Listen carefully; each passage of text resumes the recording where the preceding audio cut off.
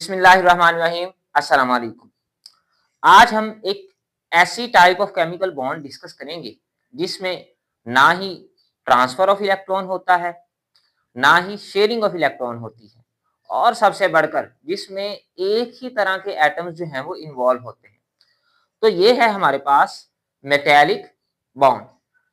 आज का topic exam point of view से भी बहुत ज़्यादा अहम है। इसमें बहुत ज़्यादा कॉन्सेप्ट्स और बहुत ज़्यादा क्वेश्चन जो हैं वो मौजूद हैं और वो सारे के सारे एग्जाम पॉइंट ऑफ व्यू से भी बहुत ज़्यादा अहम है।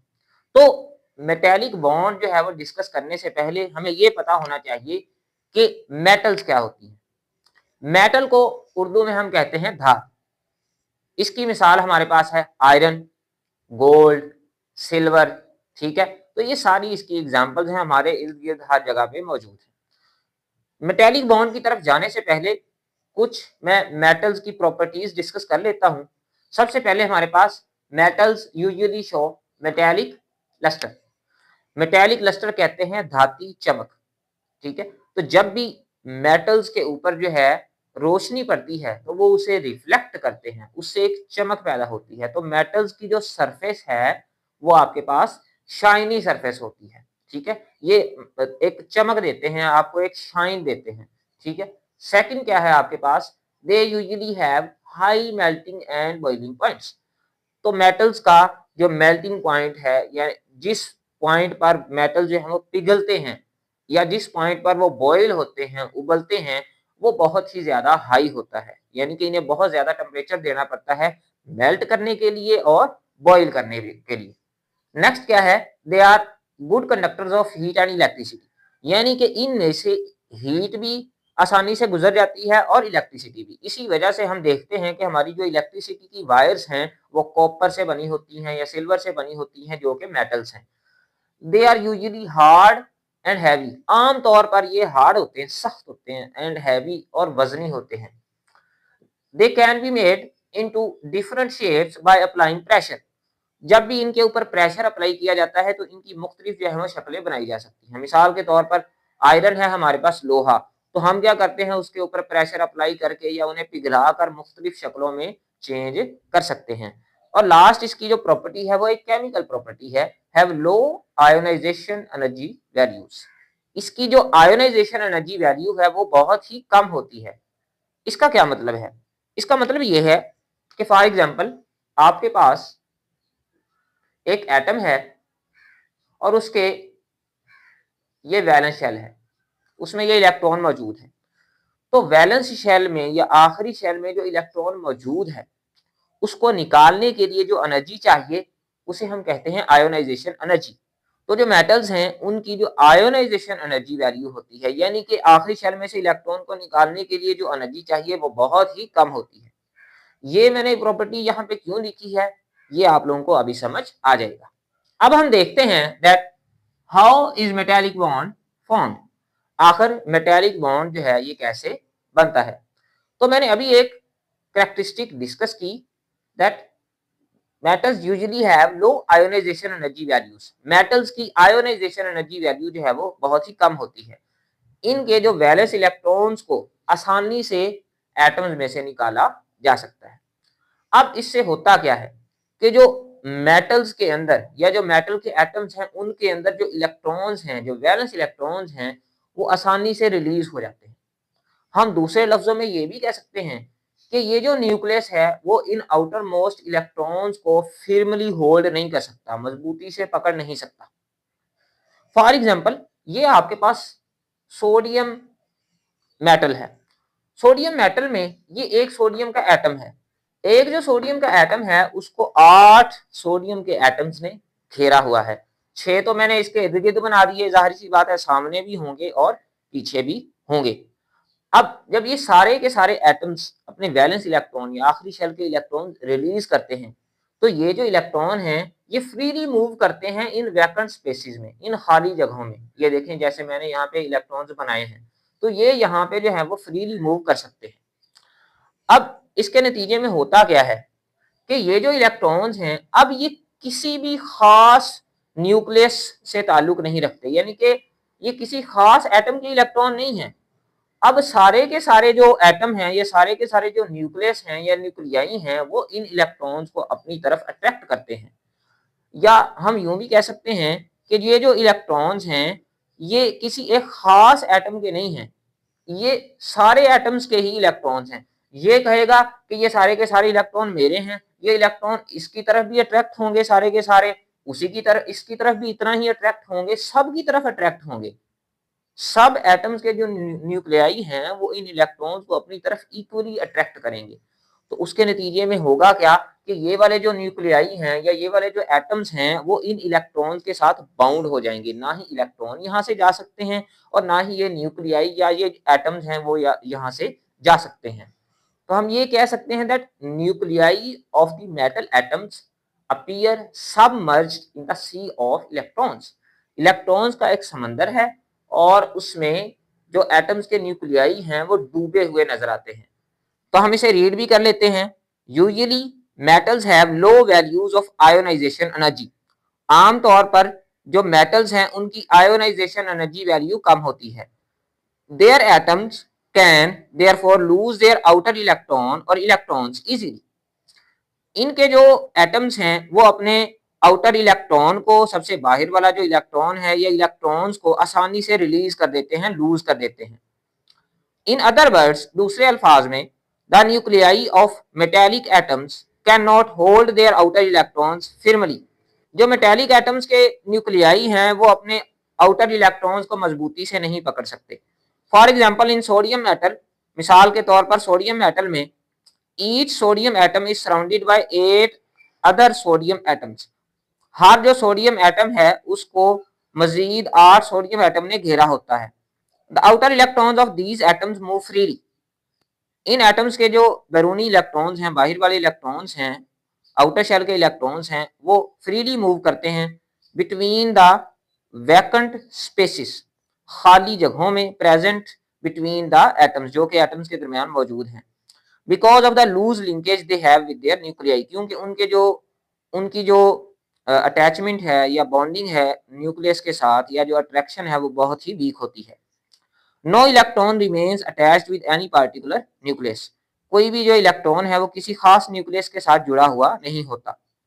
Instead, all the electrons at the same time get attached with all the nuclei.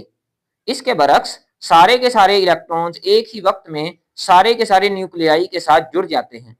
When all the atoms attract all the electrons collectively, जब सारे के सारे एटम सारे के सारे इलेक्ट्रॉन्स को इकट्ठा जकड़ लेते हैं या अट्रैक्ट करते हैं, obviously they will be bound together.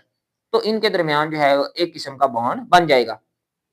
A metal will appear to have a sea of electrons.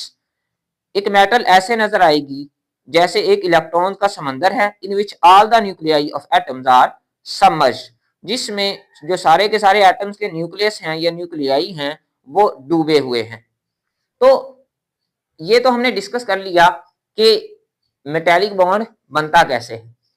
अब हम ये देखते हैं कि मेटेलिक बॉन्ड की डेफिनेशन क्या है। A type of chemical bond which has positively charged ions. ये एक ऐसी केमिकल बॉन्ड की टाइप है जिसमें आपके पास पॉजिटिव चार्ज आयंस हैं, बाउंड टुगेदर बाय फ्री और मोबाइल इलेक्ट्रॉन्स, और उन आयंस को, उन पॉजिटिव चार्ज आयंस को इलेक्ट्रॉन्स ने, फ्री इलेक्ट्रॉन्स ने या मोबाइल इलेक्ट्रॉन्स ने ऐसे जकड़ा हुआ है।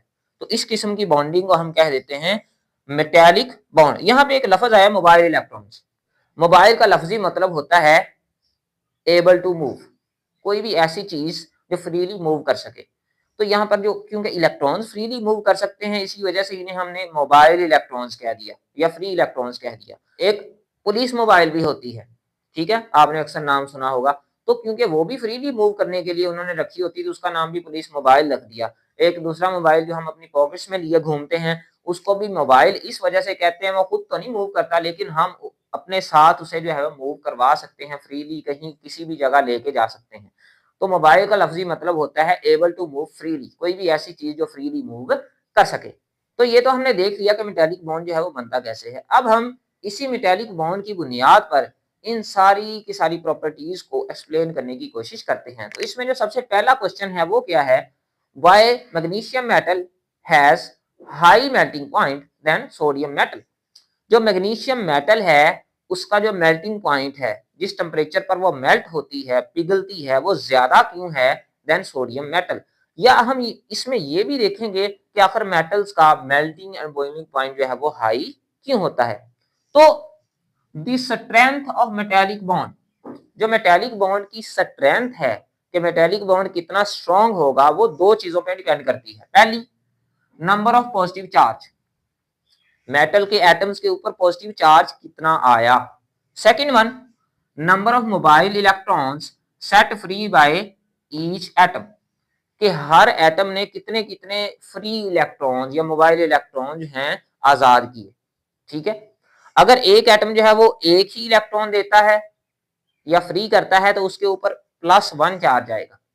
अगर कोई एटम 2 इलेक्ट्रॉन रिलीज करता है तो उसके ऊपर +2 चार्ज आएगा। अगर कोई एटम 3 इलेक्ट्रॉन रिलीज करता है तो उसके ऊपर +3 चार्ज आएगा। ठीक है, तो जितने इलेक्ट्रॉन कोई भी एटम फ्री करेगा उतना ही उसके ऊपर क्या आ जाएगा, चार्ज आ जाएगा।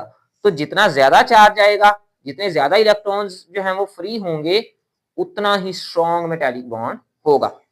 अब हम कंपेयर करते हैं, ये मैंने आपके सामने सोडियम मेटल बनाई है। सोडियम मेटल जो है इसके ऊपर आप देख रहे हैं कि +1 चार्ज है, यानी कि एक ही पॉजिटिव चार्ज है इसके पास, सारे सोडियम के एटम्स के पास, और इन्होंने एक एक इलेक्ट्रॉन ही रिलीज किया है जैसा कि आपको नजर आ रहा है। तो इसी वजह से जो सोडियम का एटम है या जो सोडियम मेटल है, ये इतनी ज्यादा स्ट्रॉन्ग मेटालिक बॉन्डिंग नहीं रखती। सोडियम को इवन आप, ये एक ऐसी मेटल है which can be cut with knife, इसको आप चाकू से, छुरी से ऐसे काट भी सकते हैं। ये नरम मेटल है। ठीक है, इसके बरक्स अगर आप देखें तो मैग्नीशियम जो मेटल है इसके पास +2 चार्ज है, यानी कि इसने 2-2 इलेक्ट्रॉन रिलीज किए हैं जैसा कि आपको नजर भी आ रहा है। तो जो मैग्नीशियम मेटल है, क्योंकि इसने 2 इलेक्ट्रॉन रिलीज किए हैं अपने वैलेंस शेल में से और इसके ऊपर चार्ज भी +2 है, तो ये ज्यादा स्ट्रॉन्ग होगी। इसके अंदर जो मेटेलिक बॉन्ड है वो ज्यादा स्ट्रॉन्ग होगा बनिस्बत सोडियम के। तो इस बॉन्ड को तोड़ना मुश्किल है, इसी वजह से ज्यादा हीट देनी पड़ेगी, ज्यादा टेम्परेचर देना पड़ेगा मैग्नीशियम को मेल्ट करने के लिए। जबकि सोडियम के दरमियान जो मेटेलिक बॉन्ड है, मैंने अभी बताया कि इसको तो चाकू से कट किया जा सकता है, तो इसी वजह से इसे आप आसानी से मेल्ट कर सकते हैं। इसके दरमियान वीक मेटेलिक बॉन्ड है, इसके दरमियान जो है वो स्ट्रॉन्ग मेटेलिक बॉन्ड है। नेक्स्ट जो हम इसमें प्रॉपर्टी या क्वेश्चन डिस्कस करेंगे वो ये है हमारे पास, that why are metals good conductors of heat and electricity. Metals heat और इलेक्ट्रिसिटी के अच्छे कंडक्टर कैसे हैं, कि इनमें से कैसे आसानी से हीट भी पास हो जाती है और इलेक्ट्रिसिटी भी पास हो जाती है। तो जैसा कि हम देख चुके हैं that metals have free electrons, इनके पास फ्री इलेक्ट्रॉन्स मौजूद होते हैं जो मेटल्स के दरमियान खाली जगहों में घूम फिर सकते हैं। तो इसी वजह से वो जो फ्री इलेक्ट्रॉन्स क्या करते हैं, वो हीट और इलेक्ट्रिसिटी को एक जगह से दूसरी जगह से मेटल में लेके जा सकते हैं। तो इसी वजह से due to the presence of free electrons in metals, metals are good conductors of heat and electricity. तो जो नेक्स्ट क्वेश्चन है हमारे पास वो ये है, how shapes of metals can be changed.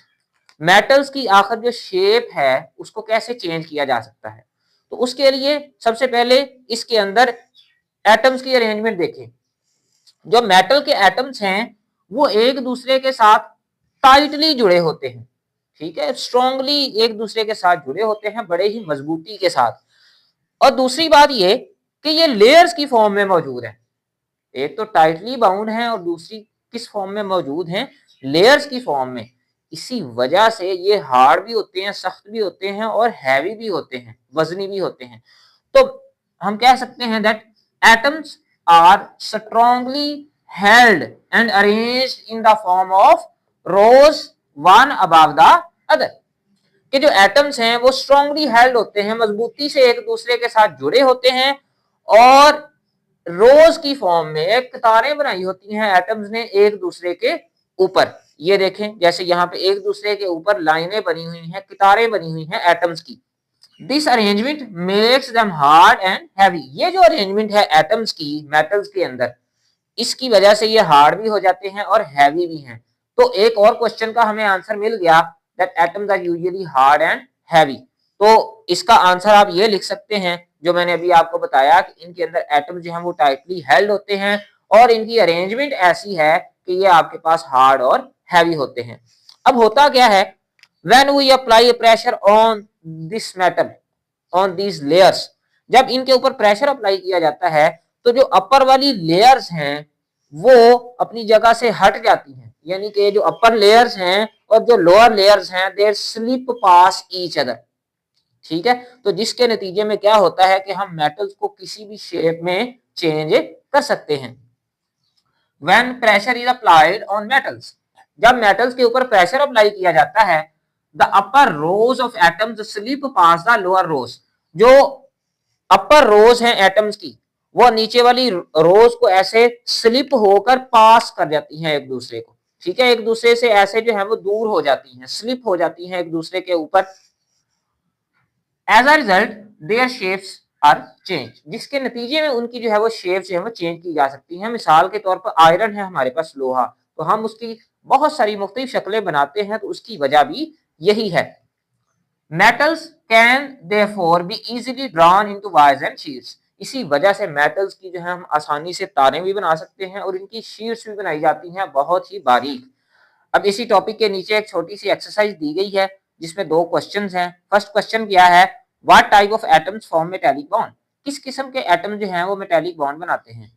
तो हमें पता है कि मेटालिक बॉन्ड जो है वो मेटल एटम्स के दरमियान बनता है, so we can say that metal atoms form metallic bond, for example sodium and iron. तो जो मेटल के एटम्स हैं वही मेटालिक बॉन्ड बनाते हैं, जैसा कि अब हमारे पास सोडियम या आयरन है। दूसरा क्वेश्चन क्या है, give a comparison of metallic bond with an ionic bond, metallic bond और आयोनिक बॉन्ड के दरमियान जो है वो एक कंपैरिजन लिखें। A bond which has positively charged ions bound together by mobile electrons is called metallic bond। तो एक ऐसा बॉन्ड जिसके पास पॉजिटिव चार्ज आयंस हैं और उनको मोबाइल इलेक्ट्रॉन्स के जरिए बाउंड किया गया है, इकट्ठा रखा गया है, तो इस किस्म का बॉन्ड मेटालिक बॉन्ड है। हम ऑलरेडी डिस्कस कर चुके हैं। आयोनिक बॉन्ड में क्या होता है, a bond formed by the transfer of electrons from one atom metal to another atom non metal resulting in ions. तो आयोनिक बॉन्ड में कंप्लीट ट्रांसफर ऑफ इलेक्ट्रॉन होता है मेटल से नॉन मेटल में। Metallic bond is found in pure metals and alloys, जो pure metals हैं उनके अंदर मेटालिक बॉन्ड बनता है या अलॉयज वगैरह के अंदर। Ionic bond is found between metals and non metals, तो आयोनिक बॉन्ड जो है वो मेटल्स और नॉन मेटल्स के दरमियान बनता है। इसकी एग्जांपल्स देखी जाए मेटालिक बॉन्ड की, तो found in metals like copper, gold, aluminium and alloys like brass. जबकि आयोनिक बॉन्ड की एग्जांपल्स देखी जाए तो हमारे पास सोडियम क्लोराइड है, मैग्नीशियम क्लोराइड है, पोटाशियम ब्रोमाइड है, तो ये सारी हमारे पास इसकी एग्जांपल्स हैं। So that was all about today's lecture. अगर आपको वीडियो लेक्चर पसंद आया तो इस किस्म की मजीद वीडियोस देखने के लिए चैनल को सब्सक्राइब और वीडियो को लाइक जरूर कीजिएगा। For today thank you very much. अल्लाह हाफिज, अल्लाह निगहबान।